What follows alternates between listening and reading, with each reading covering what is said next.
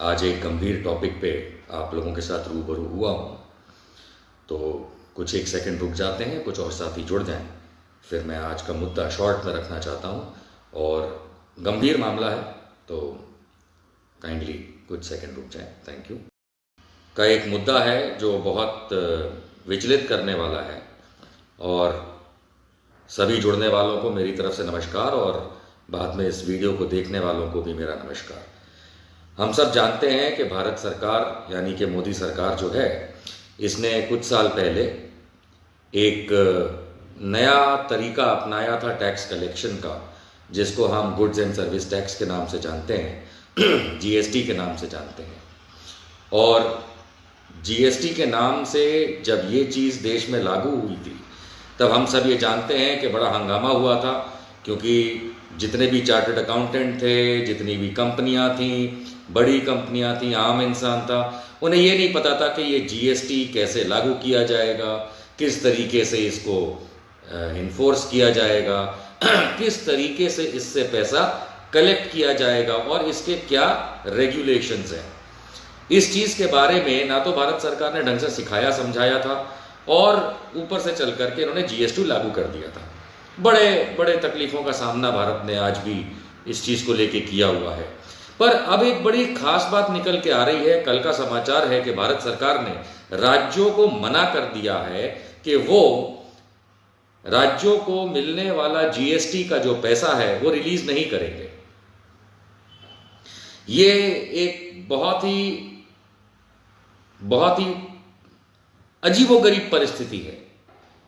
अगर आप लोग ये समझ पाए तो मैं आप लोगों के जरिए पूरे देश को बताना चाहूंगा कि जीएसटी के दो भाग होते हैं। एक सेंट्रल गवर्नमेंट का भाग होता है, एक राज्य सरकार का भाग होता है। क्योंकि जीएसटी, आप कोई भी चीज खरीदते हैं जिसपे जीएसटी हो या कोई भी बिल पे करते हैं जिसपे जीएसटी लगता है, तो वो पैसा केंद्र सरकार के पास चला जाता है। उसके बाद जो राज्यों का, जिसको स्टेट जीएसटी कहा जाता है, उसके दो भाग होते हैं, सेंट्रल जीएसटी, स्टेट जीएसटी। वो लिया एक साथ जाता है और केंद्र के पास जाता है। उसके बाद जो स्टेट का जीएसटी उसमें से बनता है, जो भी परसेंटेज है, वो राज्यों को कुछ समय पश्चात, 2 महीने पश्चात रिलीज कर दिया जाता है।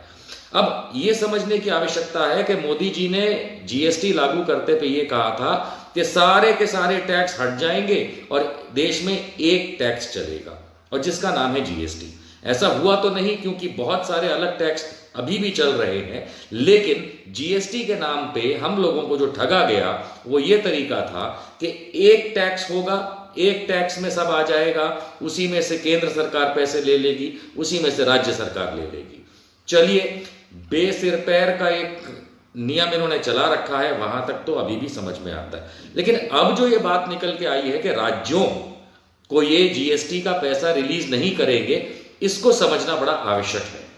हमेशा जब केंद्र सरकार ने ये पूरा जीएसटी का टैक्स जब कलेक्ट किया और उसमें से राज्यों को पेमेंट रोते गाते जैसे भी किया होगा, उन्होंने रिलीज किया ताकि राज्य सरकारें अपने आप को चला सकें। क्योंकि राज्य के पास अब ज्यादा तरीका तो बचा नहीं है आम इंसान के पास से टैक्स लेने का, क्योंकि सब कुछ जीएसटी के अंदर चला गया है। तो केंद्र के पास जब पैसा जाएगा तो राज्य सरकारें उसके सामने हाथ फैलाएंगी कि भाई हमारा पैसा हमको दे दो, हमारा हिस्सा हमको दे दो, ताकि हम राज्य चला पाए। लेकिन ऐसा प्रतीत होता है कि ये जो 2 महीने का जीएसटी अब नहीं रिलीज कर रही है केंद्र सरकार, ये कह के कि हमने जो प्रोजेक्ट किया था कि जितना आएगा उस हिसाब से नहीं आया है, क्योंकि कोरोना था, क्योंकि लॉकडाउन था। तो जो हमारा प्रोजेक्टेड पैसा हमको नहीं मिला है तो हम आपको नहीं देंगे। अब यहां पे चोरी डकैती दिखती है साफ केंद्र सरकार की। मोदी जी की डकैती यह है कि मान लेते हैं कि अगर आप में से किसी ने पूरे महीने के अंदर अगर 100 रुपया भी जीएसटी पे किया, आपने तो पूरा का पूरा 100 रुपया दे दिया। मान लेते हैं उदाहरण के तौर पे 60 रुपए उसमें से केंद्र सरकार के थे, 40 रुपए राज्य सरकार के थे। अब मोदी जी की सरकार ये कहती है कि भैया तुमने जो 100 रुपया दिया उसमें से जो 40 रुपया राज्य सरकार को फलानी को जाना चाहिए वो हम नहीं दे सकते। क्यों? क्योंकि कोरोना था। आप क्या इस बात को सहन कर पा रहे हैं, समझ पा रहे हैं? 40 रुपए तो जमा थे ना राज्य सरकार के, तो वो 40 रुपए दे दीजिए। मान लेते हैं कि आपने ये सोचा मोदी जी कि पिछले महीने 1000 रुपया जीएसटी का आएगा, लेकिन आया सिर्फ 500, पर उस 500 में से 200 रुपया तो राज्य सरकार का आया ना, तो वो आप 200 रुपया क्यों नहीं दे रहे? आप अपना 300 रख लीजिए। कम आया क्योंकि आपने लॉकडाउन किया पेंडेमिक के बहाने, आपने धंधे चौपट कर दिए, आपने सब कुछ बंद कर दिया। बलवंत नारायण जी जो साथ में जुड़े हैं इस समय, उन्होंने 100 रुपए दिए अपने जीएसटी के, कुछ भी खरीदा होगा या बिल दिया होगा। अब बलवंत नारायण जी ने जब 100 रुपए दिए, तो उसमें मान लेते हैं 40 रुपए उस राज्य के भी थे जिसमें वो रहते हैं, तो मोदी जी वो 40 रुपए तो उस राज्य को दे सकते हैं, लेकिन वो ये कहते हैं हमने तो सोचा था 1000 आएगा, लेकिन उससे कम आया है टोटल। ऐसा करके मोदी जी राज्य सरकारों के पैसे पे डाका डाल रहे, क्योंकि केंद्र सरकार को कोई अधिकार नहीं है कि किसी भी राज्य का बनता जीएसटी जो है वो उसको रिलीज ना करे। ऐसा तो कोई अधिकार उसके पास नहीं है। अगर एक बैंक में मैंने 100 रुपए जमा किए, यही जीएसटी को समझा रहा हूं कि अगर मैंने 100 रुपए जमा किए और उसमें से 40 रुपए अगर मेरे लेने बनते हैं, तो आप मुझे कैसे मना कर सकते हैं? आप राज्यों को कैसे मना कर सकते हैं कि नहीं, तुम्हारा बनता पैसा तुम्हें हम नहीं देंगे?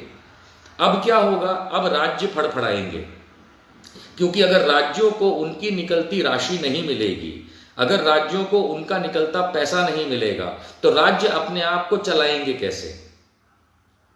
राज्यों को तो टैक्स से ही चलाना है, राज्य सरकारों को, चाहे किसी की भी राज्य सरकार हो, चाहे आदित्यनाथ की हो, शिवराज की हो, उद्धव ठाकरे की हो, ममता बनर्जी की हो, किसी की भी सरकार हो, आखिरकार चलाना तो उनको टैक्स से ही है। लेकिन केंद्र सरकार, भारत सरकार यानी कि आपकी प्रिय मोदी सरकार उस पैसे पे डाका डाल के बैठ गई है, जो आपने 2 कारणों से उनको पे किया था, केंद्र चलाने के लिए और साथ साथ राज्य चलाने के लिए। जो आपका योगदान था जीएसटी का, उस पे सांप की तरह कुंडली मार करके बैठ गए मोदी जी। वो इसलिए हो रहा है कि पिछले 2-2.5 साल से अगर आप नजर उठाएंगे, देखेंगे, पढ़ेंगे, इकोनॉमिक्स इस देश की समझेंगे, तो भारत सरकार जो है वो बैंकरप्ट हो चुकी है। वो बिना नाड़े का पजामा है, जिसको वो हाथ में पकड़ के चल रहा है, ताकि ऐसा लगे कि पजामा तो है, लेकिन जैसे ही आप उनसे कुछ सवाल करेंगे या कुछ बात करेंगे, तो इकोनॉमी के नाम पे वो अपने हाथ खड़े कर देंगे, और जैसे ही हाथ खड़े कर देंगे पजामा गिर जाएगा। ये हालत है केंद्र सरकार की 2-2.5 साल से। भले ही उसमें 2 बार पिछली सरकार और नई सरकार, लेकिन ये हालत कर रखी है।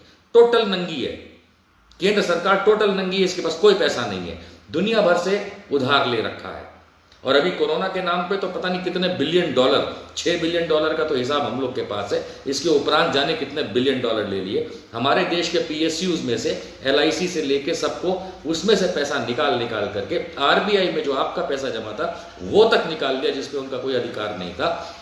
अरबों रुपया केंद्र सरकार खुद चलाने के लिए, मोदी जी के मजे लेने के लिए वो अपने ऊपर खर्च करते आए, अपनी सरकार चलाते आए।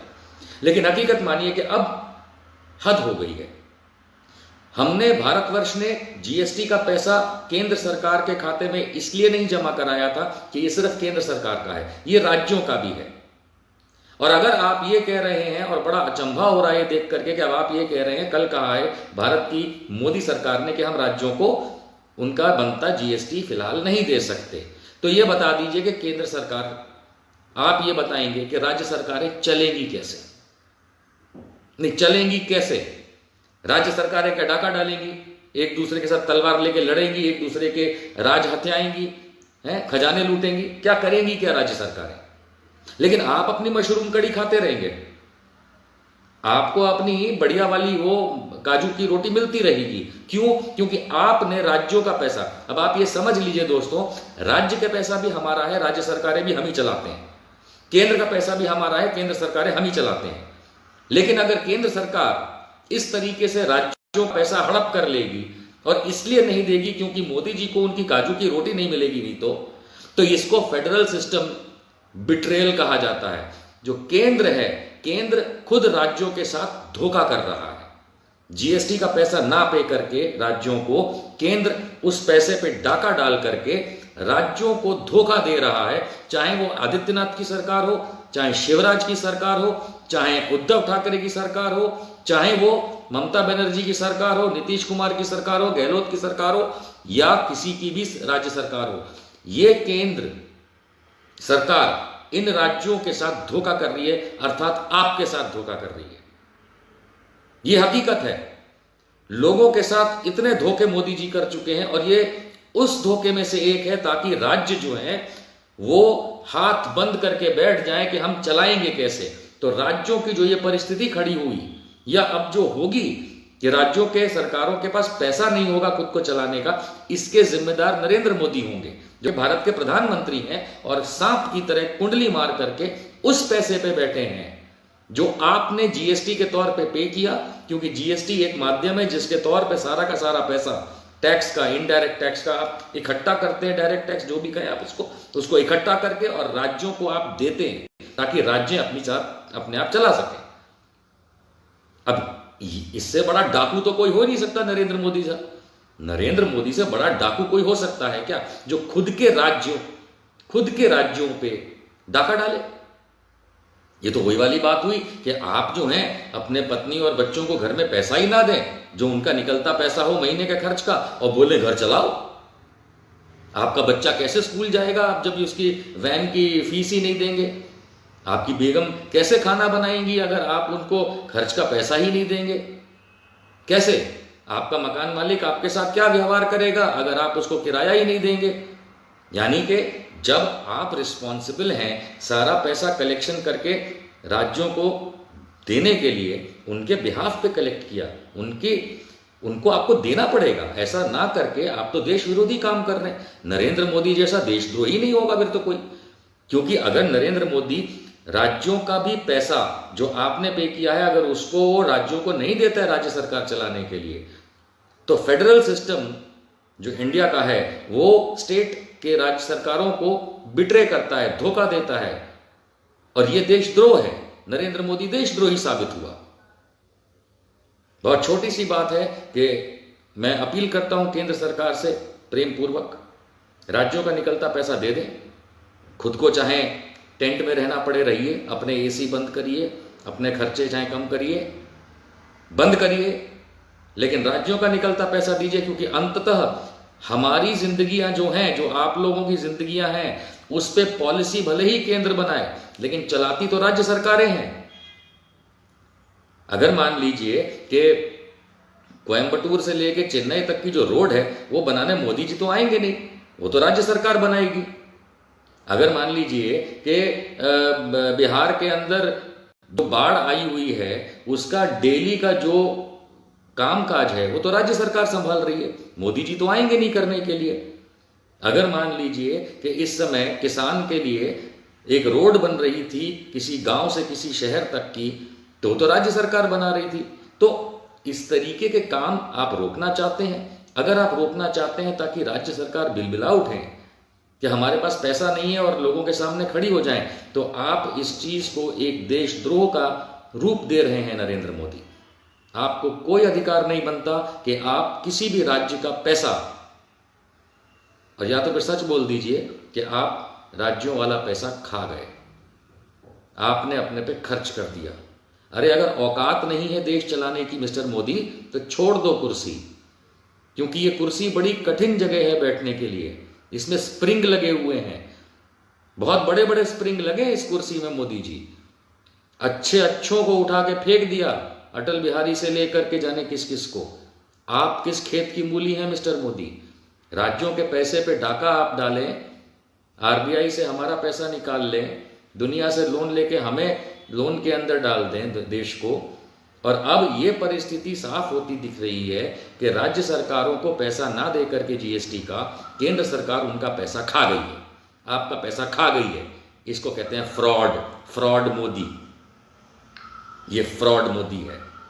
जागो हिंदुस्तान, जागो भारत। इस फ्रॉड मोदी को उखाड़ के बाहर फेंकना पड़ेगा। ये अब राज्य सरकारों का पैसा हड़प कर गई है। राज्य सरकारें अब आपको जवाब, अब राज्य सरकारें आपको यही जवाब देंगी कि भाई हम कुछ नहीं कर सकते, केंद्र ने हमें पैसा नहीं दिया। आई थिंक बहुत सीरियस मामला है।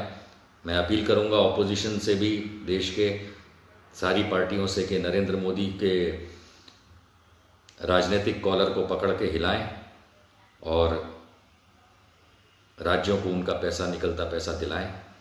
क्योंकि गरीब जो 2000 रुपये महीने का इंतज़ार कर रहा था मोदी जी का, कोरोना का, उसको तो मिला है बाबा जी का घंटा। और अब राज्यों का पैसा खा करके मोदी जी ये रावण राज बंद करिए।